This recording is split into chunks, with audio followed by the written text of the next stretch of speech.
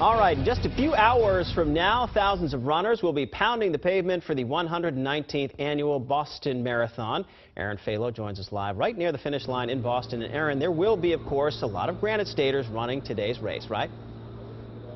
There certainly will be. We're seeing the city really coming alive right now. A lot of the runners showing up with their bags of items that they want after the race, bringing them in clear plastic bags in many cases. They drop them off at Boston Common and they pick them up after they hit the finish line, which is just a few blocks behind us here.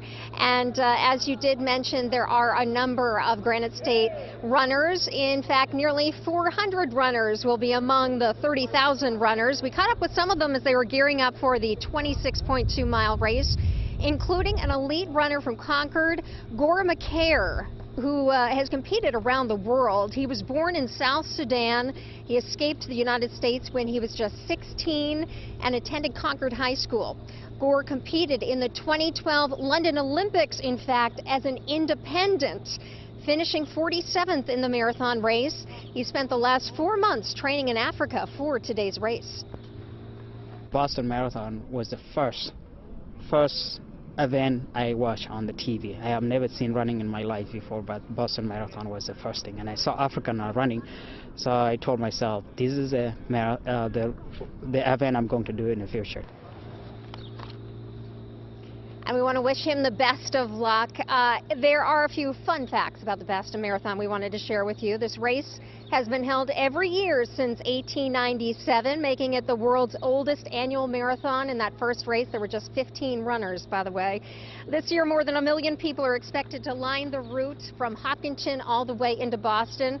The top finishers will share the more than $830,000 worth of prize money. The top man and woman overall will each take home $150,000.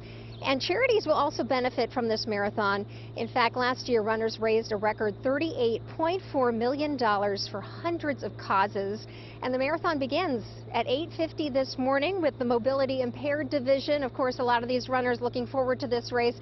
They say that it is really the World Cup, the Super Bowl, the World Series when it comes to marathon races. A lot of them say that if you have not run Boston, you are not a marathon runner. Back to you, Sean. Yeah, about 2 hours from now. Listen, you've had a chance to kind of walk around the area down there. There are some signs of remembrance of the bombing now 2 years later, right?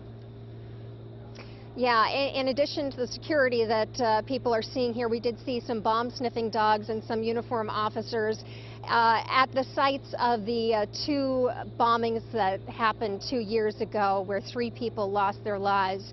You'll see yarn flowers. Someone has knitted some yarn flowers that they've kind of, put around a light post, and a number of people are also kind of putting little notes there as well in memory of the victims. There were also some flowers placed in front of Marathon Sports that we saw there yesterday. A lot of the runners say, of course they're going to be thinking of those 3 people that lost their lives 2 years ago on this day, and it is going to make them even run harder when they hit the race today. Yeah, no doubt, still providing inspiration. Aaron Falo live there in Boston. Thank you very much. We'll continue to check in.